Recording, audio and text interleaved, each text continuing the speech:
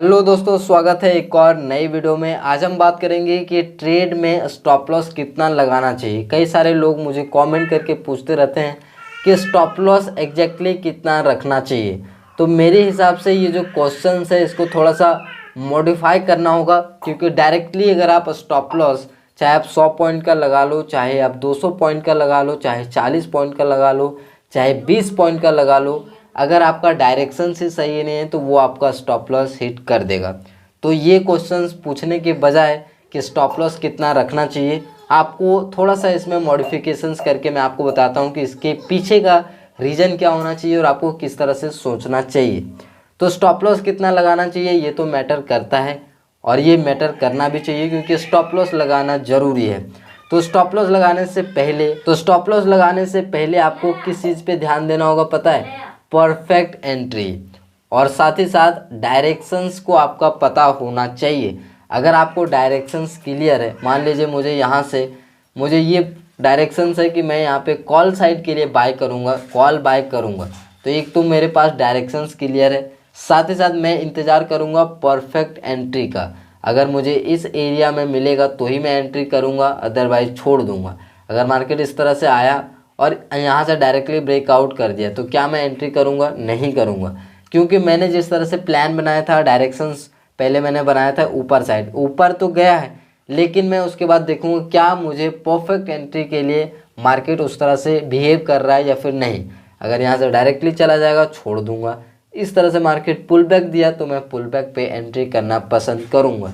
तो मैंने आपको इस वीडियो में क्या बताया कि डायरेक्टली स्टॉप लॉस कितना लगाना चाहिए। इस क्वेश्चंस को थोड़ा सा मॉडिफाई करके आप पहले ये सोचिए कि क्या आप परफेक्ट एंट्री ले पा रहे हैं, क्या आप परफेक्ट डायरेक्शंस को आइडेंटिफाई कर रहे हैं। अगर आप ये दो चीज़ें कर रहे हैं, आपको डायरेक्शंस पता है कि मैं अभी कॉल साइड जाऊंगा या फिर पुट साइड जाऊंगा और कहाँ पे मैं एग्जैक्टली एंट्री प्लेस करूंगा, उसके बाद अगर आप परफेक्ट स्टॉप लॉस लगाते हैं तो वो ज़्यादा काम के होते हैं। अब बात करते हैं कि स्टॉप लॉस आपको लगाना कितना चाहिए।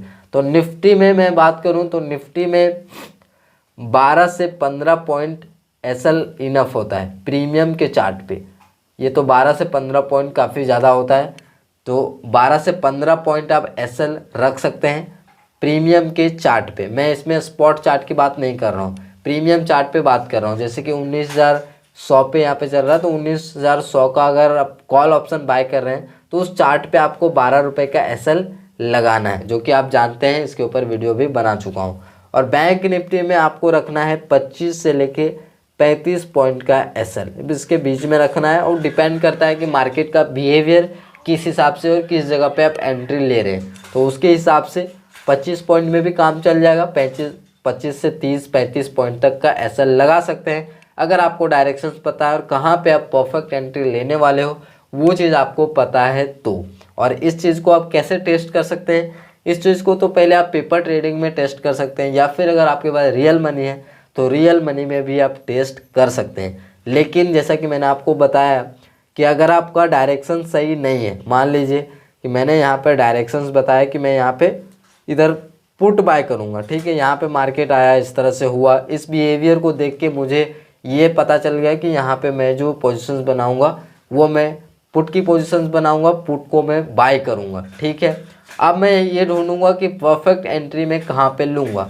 तो एंट्री के लिए क्या क्या रूल्स होना चाहिए, रेगुलेशंस होना चाहिए, कैसे एंट्री आप लेते हो, क्या क्या आप देखते हो उसके आगे पीछे, वो चीज़ आपको जो रूल्स है उस चीज़ को अगर फॉलो होता है तो ही आपको एंट्री लेना है। ऐसा नहीं कि आपने एंट्री ले लिया उसके बाद आपने एंट्री लगा दिया स्टॉप लॉस और धीरे धीरे आप उसको घटा बढ़ा रहे हैं, तो ये सब चीज़ें करेंगे तो आपका रिस्क रिवॉर्ड काफ़ी ज़्यादा ख़राब होगा और रिस्क रिवॉर्ड कभी भी मेंटेन नहीं होगा। तो मेन पॉइंट तो यही है कि आपको परफेक्ट एंट्री के लिए वेट करना है और परफेक्ट एसएल और टारगेट के लिए वेट करना है डायरेक्शंस क्लियर होने के बाद।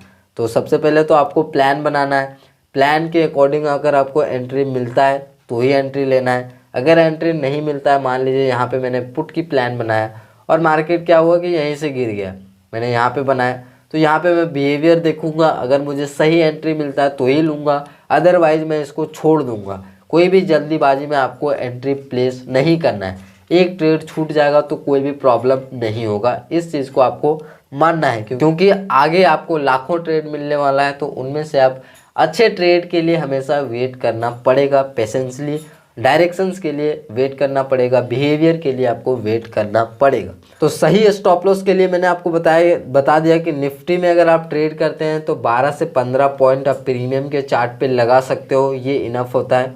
बैंक निफ्टी में अगर आप ट्रेड करते हैं तो आपको यहाँ पे 25 से 35 पॉइंट इनफ होता है। परफेक्ट एंट्री पे ही आपको एंट्री करना है, डायरेक्शंस आपको क्लियर होना चाहिए। अगर बाय चांस डायरेक्शन अपोजिट जाता है तो जो भी आपका 12-15 पॉइंट या फिर 25 पॉइंट एसएल है उसको खुशी खुशी एक्सेप्ट करना आना चाहिए क्यों, और इस चीज़ को टेस्टेड होना चाहिए कि आप पेपर ट्रेडिंग से पहले टेस्ट कर चुके हो कि हाँ इसका रिस्क रिवॉर्ड अच्छा आ रहा है, और जो रिस्क रिवॉर्ड होगा वो 1:2 होगा। अगर 12 पॉइंट का आप एसएल दे रहे हैं तो आपका यह हक बनता है कि आप 24 पॉइंट का पूरा टारगेट लें, और टारगेट को कैसे ट्रेल करना है वो मैं अगले वीडियो में बताऊंगा। फिलहाल आप यहाँ पे 1:2 रिस्क रिवॉर्ड प्लान कर सकते हैं। अब यहाँ पे जैसे ही आपका टारगेट तक आता है थोड़ा बहुत 2-3 पॉइंट आप पहले बुक कर सकते हो। अगर एग्जैक्टली टारगेट तक आके वहाँ पे थोड़ा सा रुक रहा, हॉल्ट कर रहा है, तो आप यहाँ पे चाहो तो बुक कर सकते हो, क्योंकि 2-3-4 पॉइंट अगर कम भी आप बुक कर लेंगे तो कोई भी प्रॉब्लम नहीं है। लेकिन अगर आपने बीच में ही एग्जिट कर दिया तो फिर ये आपका रिस्क रिवॉर्ड में नहीं आएगा, फिर आपका रिस्क रिवॉर्ड ख़राब हो जाएगा। तो मैंने आपको इस वीडियो में क्या क्या बताया एक बार मैं समराइज कर देता हूँ।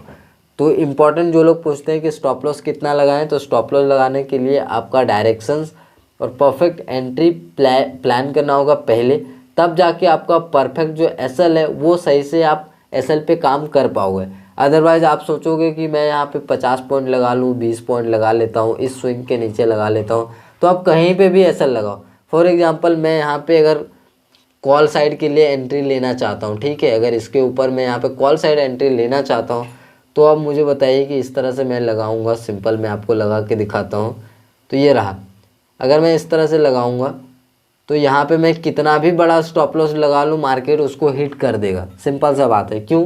क्योंकि डायरेक्शन से क्लियर नहीं है।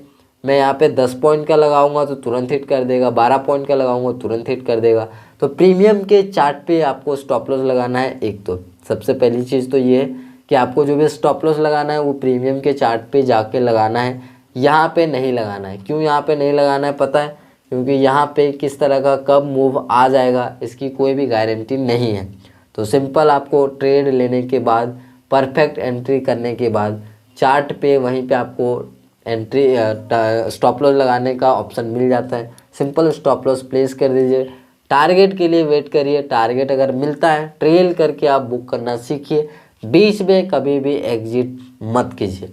तो ये था परफेक्ट स्टॉप लॉस कैसे लगाएं, जो भी पूछते थे उनका मैंने आज आंसर दे दिया।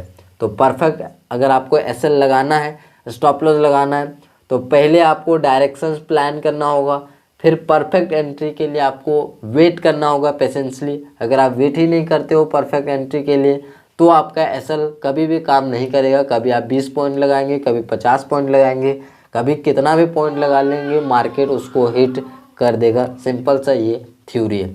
तो आई होप कि आपको ये वीडियो पसंद आया होगा। वीडियो पसंद आया तो लाइक करिए, चैनल पे नए हैं सब्सक्राइब करके जाइए। मिलते हैं अगले वीडियो में, तब तक के लिए जय हिंद, जय भारत।